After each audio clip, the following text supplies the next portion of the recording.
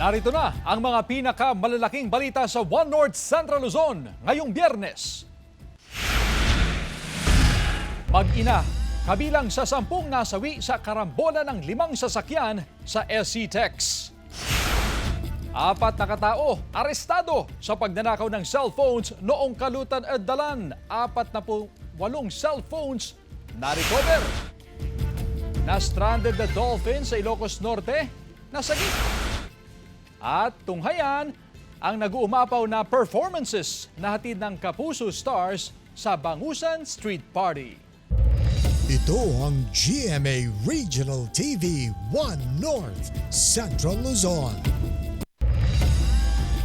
Magandang hapon, ako si Chris Zuniga. Mga Kapuso, 10 araw bago ang eleksyon 2025, dinala kaninang umaga ang nasa 163 automated counting machine sa People's Astrodome sa Dagupan City bago i-deliver ang mga ito sa iba't ibang voting centers sa May 5.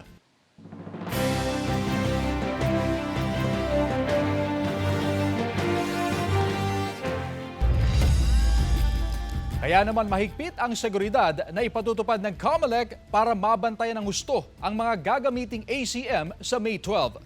Nakatutok live si Jasmine Gabriel Galban. Jasmine? Chris, nakahanda na ang COMELEC sa final testing and sealing na nakaschedule sa May 6.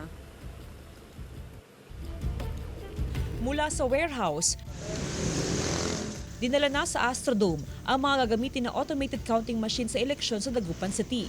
Pasado alas 8 kaninang umaga nang dalhin sa Astrodome ang nasa 163 na ACM na dideliver sa iba't ibang voting center sa syudad sa May 5. Tiniyak ng COMELEC ang mahigpit na seguridad sa mga ACM. Bukod sa mga nakabantay na pulis, may mga naka-install din na CCTV sa lugar. Magsagawa rin ng random inspection sa lugar simula ngayong araw hanggang sa Lunes. But after today, isisil ho namin lahat ng mga entry points dito sa Astrodome para wala hong makakapasok. Sa nalalabing may 1 linggong pangangampanya ng mga kandidato, payo ng COMELEC na manatiling mahinahon ng mga kandidato, lalo na ang mga taga-suporta. Sana mag-focus na lang tayo sa ating mga plataforma. No? So iwasan ho yung negative campaigning kasi dito naman nagsisimula yung mga iringan. Samantala, simula ngayong araw, ipinatutupad na ng COMELEC ang ayuda ban. Bawal ang lahat ng klase ng ayuda hanggang sa araw ng botohan. Kabilang ang pagbibigay ng AIX, tupad, 4-piece at AKAP. Pag ginamit pa kasi natin ito, magko-consider siya na abuse of state resources. So ang mga binabantayan ngayon, hindi lang siya sa vote buying, kundi yung abuse of state resources. Ayon sa COMELEC, mahaharap sa kaso ang magbibigay ng mga ayuda sa mga nabanggit na araw. Chris, matapos na maibiyahe sa probinsya ng Pangasinan, yung mga ACM ay nakaschedule naman na dumating ang mga official ballots na gagamitin sa araw ng eleksyon. Chris? Maraming salamat, Jasmine Gabriel Galban. Suspendido na ang 15 bus ng Solid North na biyaheng Cubao-Lingayen, Pangasinan. Yan ang ruta ng bus na naging mitsan ng karambola sa SC-TEX na ikinasawi ng 10 tao. 400,000 piso ang ibibigay ng insurance company sa bawat pasaherong nasawi. Balitang hatid ni Roland Umangay. Mananay, hinapikapal kong anak ng bunso ko. Sige, asawa ko. Ito nga ang pag-alis nila. Sabi niya, Papa, tatawag ka sa akin ha. Pag hindi ako tatawag sa iyo. Ito raw ang huling sinabi ng 9 na taong gulang na anak ni Elmer sa kanya bago bumiyahe ang bata kasama ang kanyang ina at asawa ni Elmer patungong Pangasinan kahapon. Dadalo sana sila sa isang children's camp na inorganisa ng kanilang simbahan. Namiss ko sa kanya.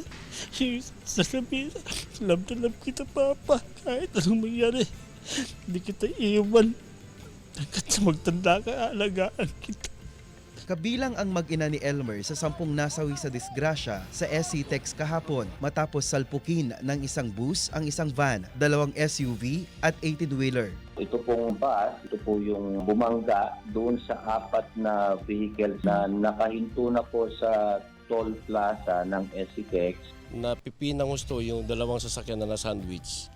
After siyang tinamaan ng bus, sama-sama sa loob nung dinatan namin. Kaya medyo nahirapan kami sa pag-extricate kasi tatamaan mo may tatamaan ka sa katawan ng mga nandun sa loob bago mo sila mailabas. Isa lang ang nakaligtas sa van na may sakay na 9 na tao. 4 na taong gulang ang pinakabatang nasawing pasahero nito. Patay naman ang mag-asawang sakay ng SUV habang nakaligtas ang kanilang 2 taong gulang na anak. Inilipat na sa ospital sa Bulacan ang bata. Iniuwi na rin doon ang mga labi ng kanyang magulang.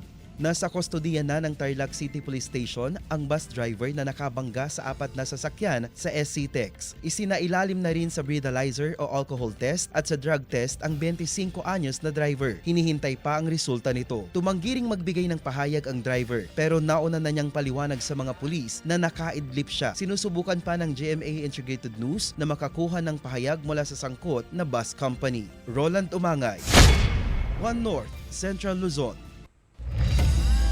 Isang bangkay ng lalaking umano'y may sakit sa pag-iisip ang natagpuan sa baba ng road dike sa Barangay Nalsan, Calasiao, Pangasinan kahapon. Nakilala ang biktimang si Rosebelt Albocida, 80 anyos, residente sa naturang barangay. Sa investigasyon ng pulisya, napag-alamang naglakad pa umano ang biktima kahapon ng umaga bago matagpuan ang kanyang bangkay bandang alas 4 ng hapon.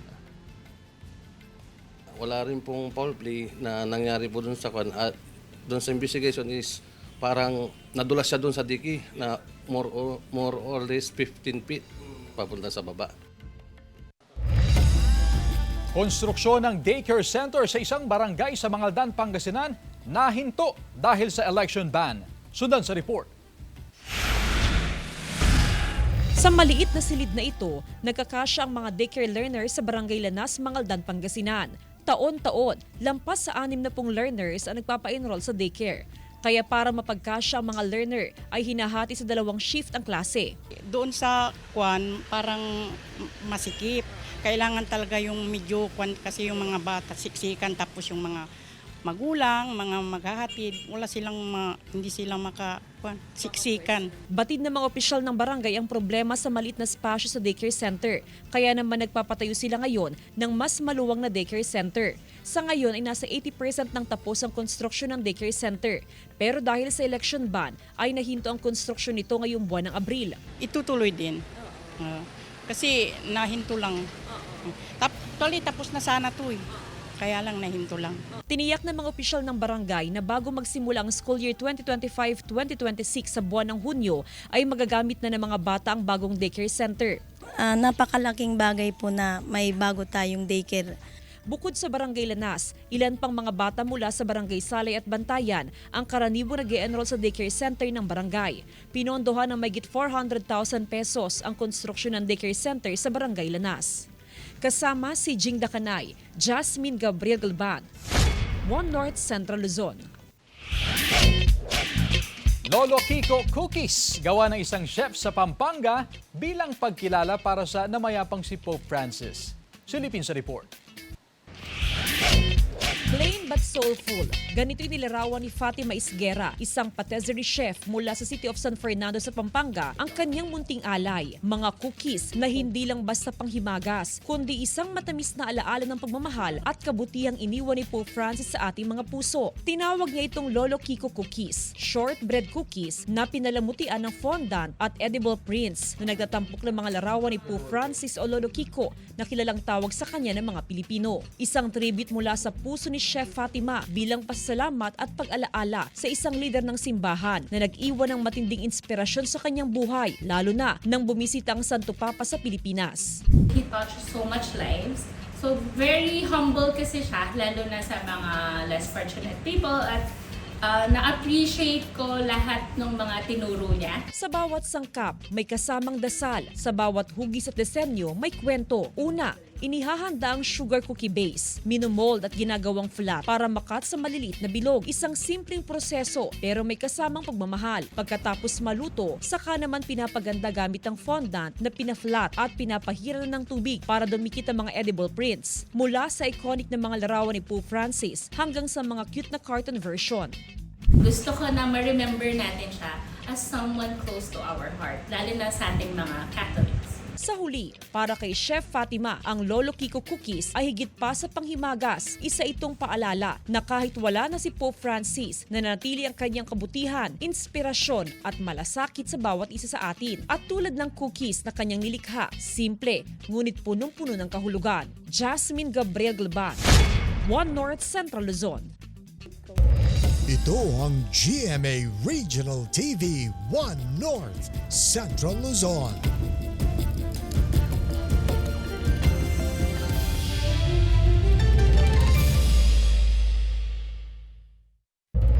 Ito ang GMA Regional TV 1 North Central Luzon.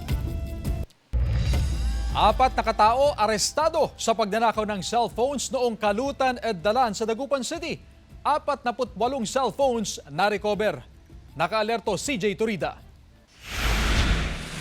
Mag-aalauna ng madaling araw noong May 1, kasagsagan ng selebrasyon ng Kalutan at Dalan sa Dagupan City. Dumulog sa himpilan ng pulisya ang isang lalaking estudyanteng tubong Cabanatuan City na nakawan daw siya ng cellphone. Sa pamamagitan ng device tracker, napag-alaman na nasa isang bus terminal ang may hawak ng cellphone. Agad nagsagawa ng pursuit operation ng PNP at sinundan ang bus. Pagdating doon sa may Rosales bus stop, doon po nila na-plug down yung bus na sinasakyan ng may hawak ng cellphone dahil na-track po. Sa kooperasyon ng driver at konduktor ng bus, pati ang ilang pasahero na isagawa ang operasyon. Miniscall yung phone tapos nag-ring kaya na-identify din na nandoon sa loob ng bus yung cellphone. Timbog ang 4 na tao, kabilang ang 3 babaeng magkakapatid at isang lalaki na live-in partner ng isa sa kanila, lahat residente ng Quezon City. Positibo silang kinilala ng may-ari ng ninakaw na cellphone. Sa kabuuan, 48 na cellphone ang narecover sa mga suspect. 16 dito ang iPhone. Isa rin sa nanakawan ng cellphone si Jana, taga-barangay Bunuan, Binloc. Kabilang ang kanyang cellphone sa mga narecover mula sa mga suspect. Crowded talaga. Tapos yun, di ko na namalayan. Yung tong bag ko, na open na pala nila. Nakuha na yung cellphone ko, pero yung wallet ko hindi nila nakuha. Sa nakalipas na mga araw, tuloy ang dagsa sa himpilan ng pulisya ang mga nagre-reklamong na nakawan din daw sila ng cellphone. So time na yun, as in siksikan po talaga lahat po ng tao, nakagilid, gano'n. Tapos pagka pa ako sa cellphone ko, wala na po yung iPhone. Kaya sure po akong naduko talaga siya kasi habang naglalakad kami nung maluwag pa po yung daan, nasa bulsa ko pa siya. Dinala sa korte at sinampahan na ng kaso ang mga suspect kaninang umaga. Sinisikap ng GMA Regional TV na makuha na ng pahayag ang mga suspect. Pero base sa paunang pahayag nila sa PNP, nagnanakaw umano sila dahil sa hirap ng buhay. Kasama si Daryl Peralta, CJ Torida, One North Central Luzon. Samantala, puspusan ang konstruksyon ng dike sa Angalacan River sa Bangaldan, Pangasinan. Sa ngayon, nasa bahagi na ng Barangay Embarcadero ang ginagawang proyekto ng DPWH.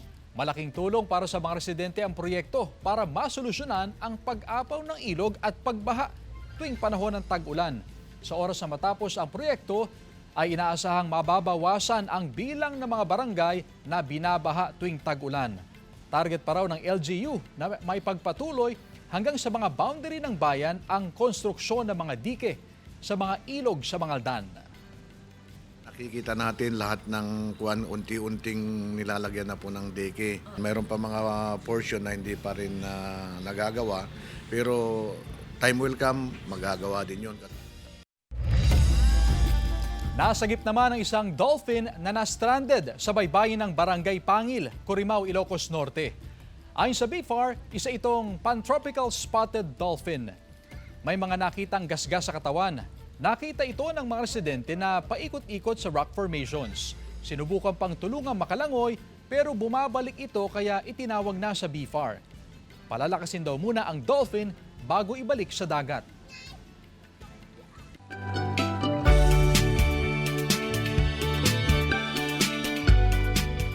Mga kapuso, patok na pasyalan ngayong tag-init ang Matana River sa Calayan, Cagayan. Malamig kasi ang lugar at pwedeng masubukan ang river kayaking adventure. Tahimik ang lugar kaya swak sa mga gustong magmuni-muni.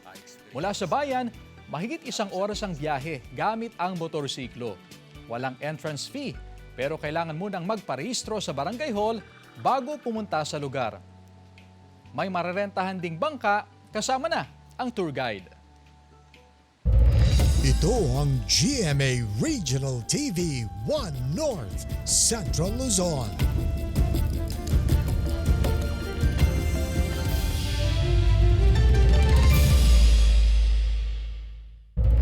Ito ang GMA Regional TV 1 North Central Luzon.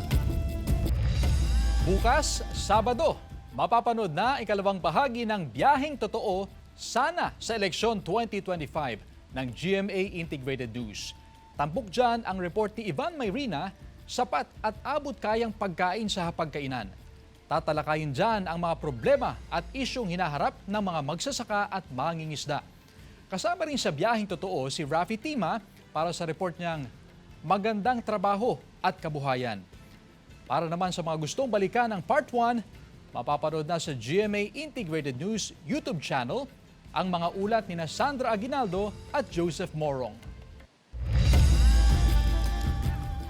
Mga kapuso, may bagong low pressure area na nabuo kahapon sa loob ng Philippine Area of Responsibility. Sa pinakahuling datos ng Pag-asa, namataan ng LPA sa layong 335 kilometers east-northeast ng Hinatuan, Surigao del Sur. Mababa sa ngayon ang tsansa nitong maging bagyo, pero posible pang magkaroon ng pagbabago kaya tumutok sa updates. Bahagi pa rin niya ng Intertropical Convergence Zone o ITZZ. Pero bukod dyan, patuloy pa rin ang pag-iral ng easterlies o yung mainit na hangin. Pero kahit na maalinsangan, may tsansa pa rin ng ulan sa maraming lugar sa bansa. Base sa rainfall forecast ng Metro Weather, may mga kalat-kalat na ulan sa Northern at Central Luzon. Maaring may malalakas na buhos ng ulan kapag may thunderstorms. Posible ang ulan sa ilang pang bahagi ng bansa. Mahigit 600,000 na halaga ng hinihinalang shabu at marijuana na kumpiska sa buy-bust operation sa La Union. Yan at iba pang balita sa report.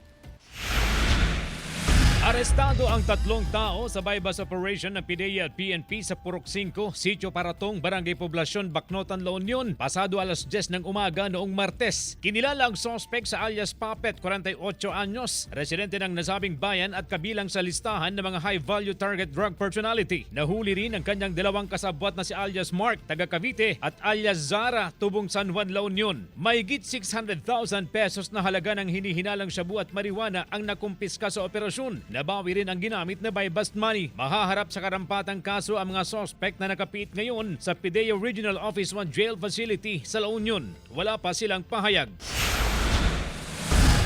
Timbog ang isang 38 anyos na lalaki sa buy-bust operation ng PNP sa Bacara, Ilocos Norte noong Martes. Ayon sa pulisya, 3 pakete ng hinihinalang shabu ang ibinenta ng suspect sa nagpanggap na buyer ng illegal na droga. Iba pa ang karagdagang 3 pakete na narecover sa suspect. Nagkakahalaga ng mahigit 6,000 piso ang nasamsam na droga. Nakaharap sa kasong paglabag sa RA 9165 ang suspect na wala pang pahayag. CJ Torida, 1 North Central Luzon. Ilang grupo ng street dancers nagpagalingan sa Exhibition Street Dance sa harap ng Capitol Grounds sa Pangasinan. Tunghayan sa report. Nagpakitang gilas ang mga kalahok sa street dance exhibition para sa selebrasyon ng Pistay Dayat 2025 sa Lingayen, Pangasinan. Todo bigay sa pag-indak ang mga street dancer sa masiglang tunog ng mga tambol sa Capitol Grounds. Makukulay na costumes at nakakamanghang props ang ipinakita sa mga manonood. We invited 6 groups or LGUs. So kasama natin kanina ang Infanta, Anda, Mabini, Alaminos City, San Carlos City, and Lingayen, featuring their festival dances. Naaayon sa kultura at buhay ng kanilang bayan ang bawat sayaw at costumes. May mga nag-alamanging isda. Meron ding mga animoy nagtatanim. Tila manggagamot ang isinayaw ng mga grupong ito. At may kakaibang ipinakitang adventure ang street dancers mula naman sa lugar na ito. Paraan ang selebrasyon para lalo pang ipakilala ang kagandahan ng kultura at tradisyon ng Pangasinan. Sobrang ganda, syempre. Kasi nag-feature tayo ng cultural performances ng iba't ibang bayan ng Pangasinan. Roland Umangay, One North, Central Luzon. Mga kapuso, mag-uumpisa na ang Proof of Purchase promo ng GMA. Ang Kapuso Big Time Panalo Season 3. Kasama ang mga bagong maghahatid ng big time papremyo na sina Kuya Kim at Mikey Quintos. Mamimili o sari-sari store owners pwedeng magpadala ng entries at may chance sa manalo ng maagang pamasko. Over 11 million pesos ang ipamimigay, kabilang na ang 1 million pesos para sa lucky mamimili at sari-sari store owner sa Grand Draw. Ang official sending of entries ay magsisimula sa May 3 at magtatagal hanggang July 11, 2025. Pwedeng maghulog ng entries sa mahigit 1,000 participating Mercury Drug, Pure Gold branches, GMA Regional TV and radio stations nationwide. Mag-ingat sa fake news, fake Facebook accounts o scam texts. Tutok lang sa GMA o i-follow ang GMA Promos Facebook and TikTok pages o bumisita sa microsite ng GMA Promos para sa complete mechanics at announcements. Naaresto ang 2 mataas na opisyal ng Northeastern Mindanao Regional Committee ng CPP-NPA sa isang COMELEC checkpoint sa Barangay Balete, Tarlac City, pasado alas 9 ng umaga noong Lunes, April 28. Nakilala ang mga ito na sina alias Paduk, Ado o Jing, 66 anyos, at alias Dalay, 60 anyos, residente ng Surigao del Sur, na parehong sangkot sa kasong destructive arson. Itinuturing na mataas na lider ng NEMRC at Southern Regional Committee ng Southern Luzon ang 2 naaresto. Ayon sa Police Regional Office 3, malaking tagumpay kontra insurhensiya ang pagkakaaresto kina alias Paduk at Dalay.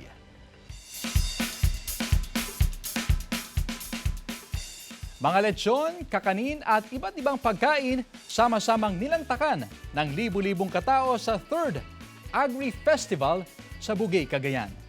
Yan at iba pang balita sa pagtutok ni Glam Caligdan Dizon. Bumida ang mga lechon, pinakbet at mga kakanin sa 3rd Agri-Festival sa bayan ng Bugey sa Cagayan. Nasa 130 na piraso ng lechon ang niluto, inihanda at nilantakan para sa isang open lunch na inubos ng libu-libong katao.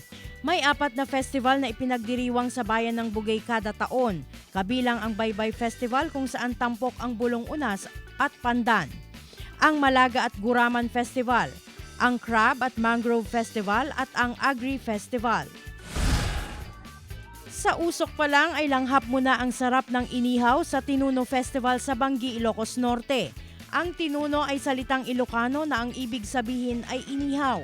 Sa kapistahan, inihaw ang iba't ibang mga gulay gaya ng okra, talong, sili at karneng baboy. Matyagang naghintay ang lahat sa boodle fight. 26 naman na kandidata mula sa iba't ibang bayan at syudad sa Ilocos Norte ang rumampa para sa Miss Ilocos Norte 2025. Ginanap ito sa pamosong Belfry sa bayan ng Bacara kung saan lutang na lutang ang kagandahan ng Bell Tower.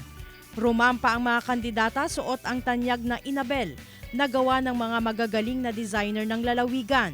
Ibinida rin ng mga kandidata sa entablado ang eleganteng kasuotan na terno. Glam Caligdan Dizon, One North, Central Luzon.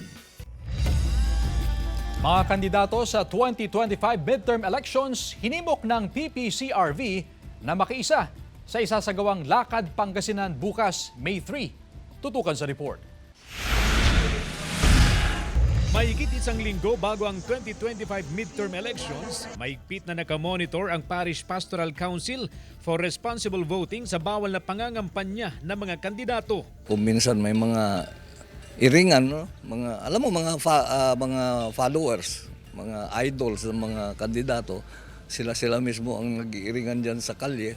Isinusulong ng PPCRV ang champ elections na ang ibig sabihin ay clean, honest, accurate, meaningful at peaceful elections. Bukas, May 3, magsasagawa ang PPCRV volunteers ng Lakad Pangasinan kung saan iniimbitahan ang mga kandidato na makiisa sa kanilang advokasya para sa payapang eleksyon. Isasagawa ang Lakad Pangasinan sa palibot ng St. John the Evangelist Cathedral sa Dagupan City.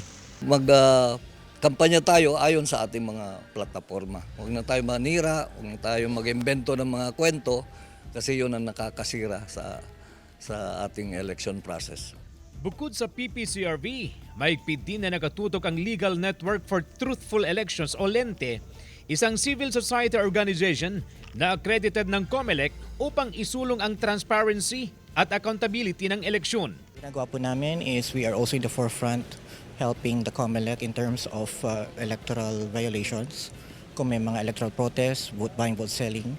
Kasama si Daryl Peralta, CJ Torida, One North, Central Luzon.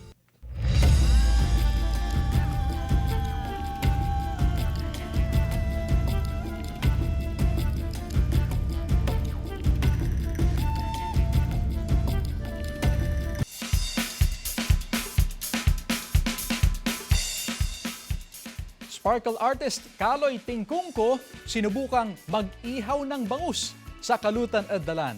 Tunghayan sa report.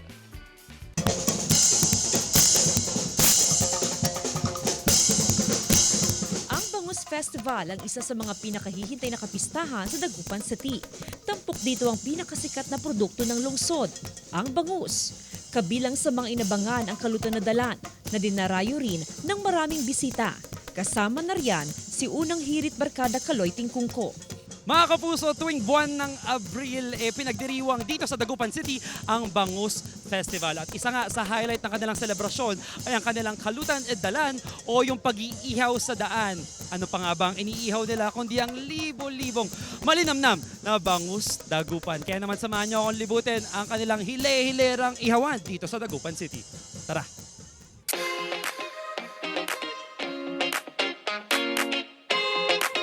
Nasa 25,000 piraso ng bangus ang sabay-sabay na inihaw sa De Venecia Road Extension sa lungsod.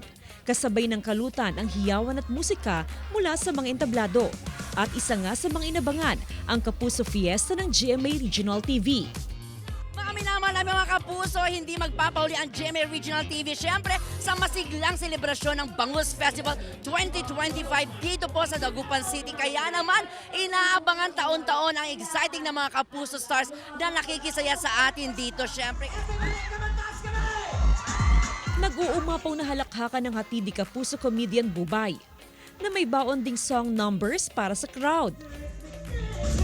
kaya maraming salamat po. Until now, hindi pa rin po makapaniwala sa lahat ng sigawan at pakikising along ng ating mga kapuso po dito sa Dagupan. May sorpresa ring performances ang mga bida ng prinsesa ng City Jail na sina Allen Ansay at Sofia Pablo na may pahabol pang nakakakilig na duet. Naramdam mo yung energy. Alam mo, parang hype na hype talaga. Very fiesta feels. So, masaya. Actually, bitin pa nga kami kasi talagang ramdam namin na nag-i-enjoy sila habang nag-perform kami. Mas lumakas pang hiyawan nang makisali sa kasiyahan si Ikit ng Binibining Marikit Herlen Budol. Shoutout sa inyo. Maraming salamat sa pag-invite sa akin dito. At syempre, patuloy pa rin po kayo manood ng Binibining Marikit. Araw-araw po yan.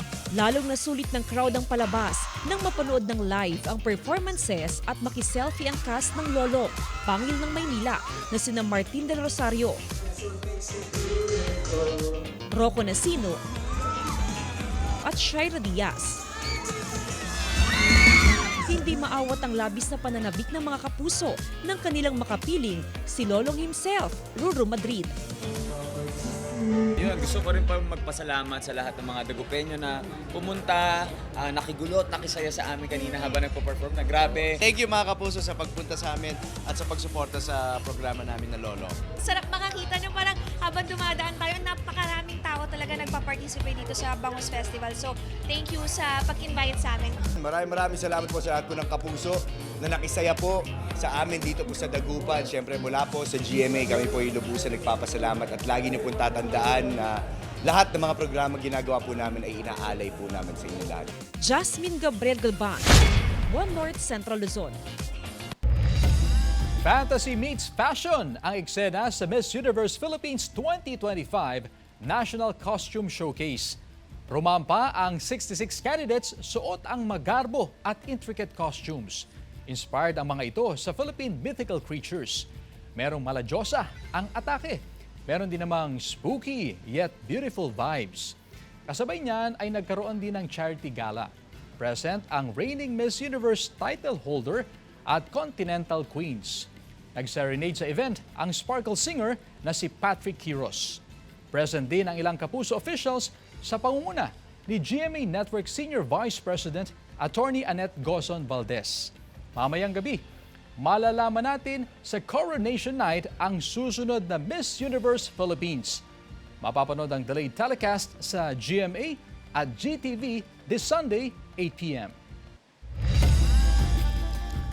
Samantala, mapapanood niyo po ang episode na ito at iba pang pinakahuling lokal na balita sa official website ng GMA Regional TV, www.gmaregionaltv.com. Pwede rin kayong bumisita sa aming official YouTube channel, GMA Regional TV, at i-click ang subscribe button para sa pinakamaiinit na balita mula sa mga rehiyon. Nais din naming pasalamatan ng mga kapuso sa Hilaga at Gitnang Luzon, maging ang mga kapuso natin abroad. Dahil sa GMA Regional TV, local news matters. At yan ang mga pinakamalaki at pinakahuling balita sa Hilaga at Gitnang Luzon. Maraming salamat sa pagsama sa amin pati na ang mga kapuso sa ibang bansa na tumutok sa mga balita sa rehiyon. Ako po si Chris Zuniga. Kami, ang GMA Regional TV, One North Central Luzon, buong puwersa para sa mas malaking misyon at mas malawak na paglilingkod sa bayan.